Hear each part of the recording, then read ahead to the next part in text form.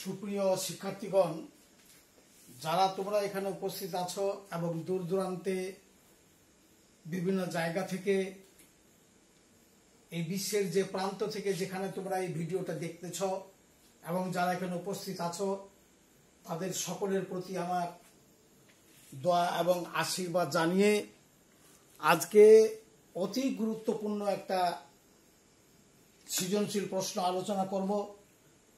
যে প্রশ্নটা খুবই গুরুত্বপূর্ণ প্রশ্ন এবং এটা রসায়ন প্রথম পত্রের এইচএসসি লেভেলের প্রশ্নটা। এটা বিভিন্ন বোর্ডে এসেছে এবং তোমাদের কাছেও খুবই গুরুত্বপূর্ণ। তবে যারা এই ভিডিওটা দেখতেছ তাদের কাছে আমার আহ্বান থাকবে, তোমরা প্রতিদিনের আমার আলোচনাগুলো আগেভাগে পাওয়ার জন্য এই চ্যানেলটিকে সাবস্ক্রাইব করিও, কমেন্ট করিও। যদি কিছু বুঝতে না পারো, কিছু ত্রুটি থাকে, তাহলে আমাকে তোমরা কমেন্টের মাধ্যমে জানাবে বা কোনো প্রশ্ন থাকলে আমাকে বলবে, আমি যথাসাধ্য চেষ্টা করব। সৃজনশীলটা হচ্ছে 2 অণু সালফার ডাইঅক্সাইড 1 অণু অক্সিজেনের সঙ্গে বিক্রিয়া করে 2 অণু সালফার ট্রাইঅক্সাইড পাওয়া গেছে এবং বিক্রিয়াটাতে প্লাস তাপ মানে তাপ উৎপন্ন হচ্ছে। আবার নাইট্রোজেন টেট্রাঅক্সাইড এই উভমুখী বিক্রিয়ার মাধ্যমে 2 অণু নাইট্রোজেন পারঅক্সাইড উৎপন্ন করছে, তবে এটা তাপহারী মাইনাস তাপ, অর্থাৎ এই তাপটা এদিকে নিয়ে আসলে প্লাস তাপ বিক্রিয়ক হিসাবে কাজ করবে, অর্থাৎ এটা তাপহারী বিক্রিয়া। এখন এটার উপর যে প্রশ্ন হইল 25 ডিগ্রি সেলসিয়াস তাপমাত্রায় 1 অ্যাটমসফিয়ার চাপে 25% বিয়োজিত হয়। এখন প্রশ্ন হইল 2 নম্বর বিক্রিয়া থেকে কেপি ইকুয়াল টু হোয়াট, অর্থাৎ 2 নম্বর সমীকরণ থেকে কেপি বাহির করতে হবে। 2 নম্বর সমীকরণটি হলো বা বিক্রিয়াটি হলো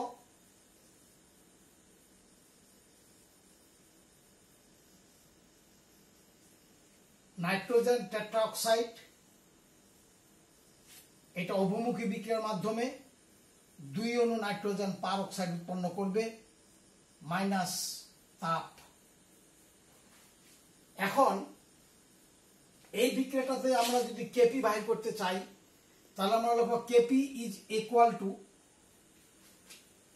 উৎপন্ন পদার্থ অর্থাৎ partial pressure of nitrogen peroxide square is divide by partial pressure of nitrogen trioxide. এটা সমীকরণ নাম্বার 1। অর্থাৎ এই মানগুলো আমরা এখানে বসাবো। এখন এই মানগুলো কিভাবে বের করব? আমরা জানি নাইট্রোজেন টেট্রাঅক্সাইড উভমুখী বিক্রিয়ার মাধ্যমে 2 অণু নাইট্রোজেন ডাইঅক্সাইড উৎপন্ন করলো। 1 মোল প্রাথমিক অবস্থা কোনো উৎপন্ন করে নাই, মানে 1 মোল দিলাম, এটা প্রাথমিকভাবে প্রাথমিক অবস্থায়। এবার সাম্য অবস্থায় এখানে আলফা মোল সৃষ্টি করলো, তাহলে 1 মাইনাস আলফা। এখন আলফা মানে এই ডিসোসিয়েশনটা বিয়োজনটা কত? 25 divide by 100 that is equal to 0.25। তাহলে 1 এটা হলো 0.25, এখানে 1 থেকে 0.25 বিয়োগ দিলে হয় 0.75। তাহলে মোট হইল সাম্যাবস্থায় মোট উৎপাদের পরিমাণ 0.75 যোগ 0.25 ইজ ইকুয়াল টু 1.25। এটা সাম্যাবস্থায় মোট উৎপাদের পরিমাণ সাম্যাবস্থায়। এখন আমরা এই partial pressure of nitrogen peroxide ও নাইট্রোজেন টেট্রাঅক্সাইডের বের করি। তাহলে partial pressure of nitrogen dioxide is equal to, এখানে উৎপন্ন হয়েছে কতটুকু? 0.25 ইজ ডিভাইড বাই মোট হইল 1.25 এবং চাপ হইল 1, তাহলে এটা ক্যালকুলেশন করে পাওয়া গেল, এটা ক্যালকুলেশন করে পাওয়া গেল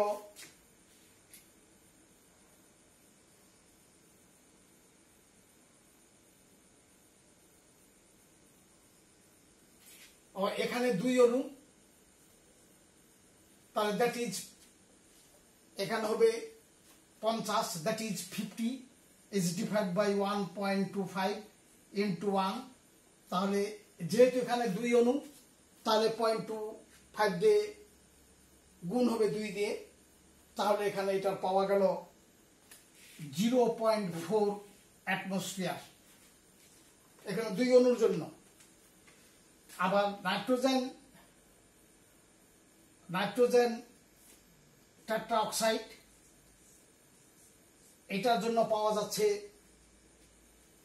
এর পরিমাণটা হইল 0.75 ইজ ডিভাইড বাই 1.25 ইন্টু 1 বায়ুমণ্ডল ইজ ইকুয়াল টু, এটা হচ্ছে 0.6 অ্যাটমসফিয়ার।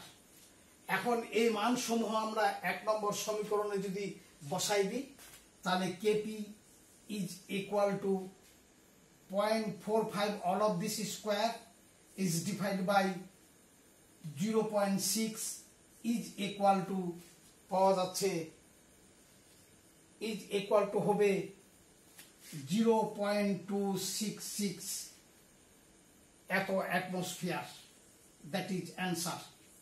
0.266 বায়ুমণ্ডল, এটা হলো অ্যান্সার। এখন ঘ নম্বর প্রশ্নটা, যে তাপমাত্রা বৃদ্ধি করলে কোন বিক্রিয়াটার উৎপাদ বেড়ে যাবে, এটুকু আমাদের বের করতে হবে। তো আমরা দেখি 1 নম্বর বিক্রিয়াটাতে যদি আমরা তাপ দেই, এখানে যদি বেশি পরিমাণ তাপ দেই, তাহলে এই বিক্রিয়াটার উৎপাদটা কমে যাবে, কারণ সে নিজেই তাপ উৎপন্ন করতেছে। আর এই বিক্রিয়াটার তাপ যখন এদিকে নিয়ে আসবো, এই বিক্রিয়াটাতে এখানে তাপ যোগ হয়ে যাচ্ছে, তখন এর পরিমাণটা বৃদ্ধি পাচ্ছে, এর পরিমাণটা বৃদ্ধি পাচ্ছে, অর্থাৎ তাপ এখানে বিক্রিয়ক হিসেবে কাজ করছে। তাহলে 2 নম্বর সমীকরণে 2 নম্বর বিক্রিয়াটি তাপহারী, তাই যে কোনো তাপহারী বিক্রিয়ায় যদি তাপ প্রয়োগ করা হয়, তাপমাত্রা বৃদ্ধি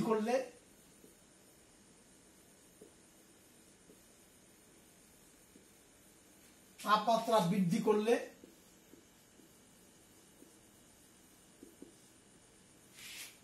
উৎপাদের পরিমাণ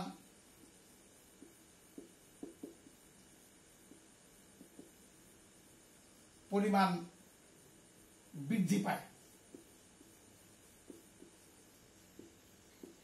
পায়। এটা তাপহারী বিক্রিয়ার ক্ষেত্রে প্রযোজ্য, কারণ তাপহারী বিক্রিয়াতে তাপটা বিক্রিয়ক হিসাবে কাজ করে। সুতরাং যে কোনো তাপহারী বিক্রিয়ায় যদি তাপমাত্রা বৃদ্ধি করা হয়, তাহলে উৎপাদের পরিমাণ বৃদ্ধি পাবে। এবং লা সেটেলিয়ারের নীতি অনুসারে, লা সেটেলিয়ারের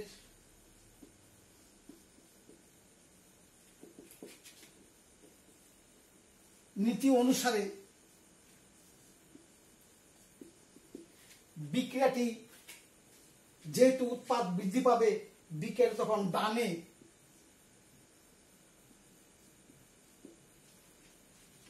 বিক্রিয়াটি ডানে সরে যায়, অর্থাৎ বিক্রিয়াটি এদিকে বেশি করে সরে যাবে, ডানে সরে যায় বিক্রিয়াটা।